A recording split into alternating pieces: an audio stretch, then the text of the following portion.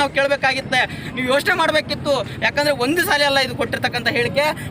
ಪದೇ ನರೇಂದ್ರ ಮೋದಿ ಅವರನ್ನ ವಿರೋಧ ಮಾಡಿಕೊಂಡು ಪದೇ ಮೋದಿಯ ಬಗ್ಗೆ ವಿರುದ್ಧ ಮಾತಾಡ್ತಕ್ಕಂಥ ನಿಮ್ಮ ಶಾಸಕನಿಗೆ, ನಿಮ್ಮ ಸಚಿವರಿಗೆ ನೀವು ಬುದ್ಧಿ ಹೇಳಬೇಕಾಗತ್ತೆ ಸಿದ್ದರಾಮಯ್ಯನವರೇ.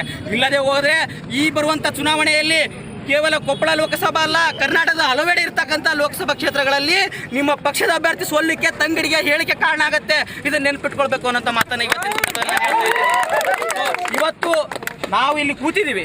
ನೀವು ಎಲ್ಲಿದ್ದೀರೋ ಗೊತ್ತಿಲ್ಲ, ಎಲ್ಲಿ ತಪ್ಪಿಸ್ಕೊಂಡಿದ್ರೋ ಗೊತ್ತಿಲ್ಲ. ಆದರೆ ಇವತ್ತಿನ ದಿನಗಳಲ್ಲಿ ನೀವು ತಕ್ಷಣವೇ ನನ್ನ ಹೇಳಿಕೆ ತಪ್ಪಾಗಿದೆ ಅಂತ ಕ್ಷಮೆ ಯಾಚಿಸ್ತಿದ್ರೆ ನಾವು ಇಲ್ಲಿಂದ ಎದ್ದೋಗಲ್ಲ.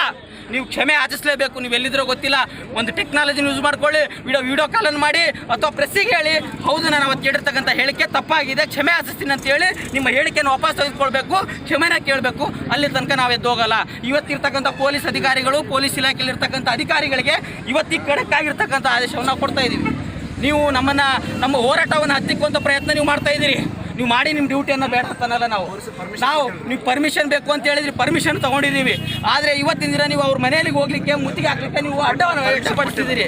ಪರ್ಮಿಷನ್ ಕೊಡಲ್ಲ ಅಂತ ಹೇಳ್ತೀರಿ, ಹೋರಾಟ ಮಾಡೋಕ್ಕೆ ಹೋದರೆ ಹತ್ತಿಕ್ಕುವಂಥ ಪ್ರಯತ್ನವನ್ನು ಮಾಡ್ತೀರಿ. ಆದರೆ ಈಗ ನಾವು ಇಲ್ಲೇ ಕೂತ್ಕೊಳ್ತೀವಿ, ಇಲ್ಲಿಂದ ಎದ್ದು ಹೋಗಲ್ಲ.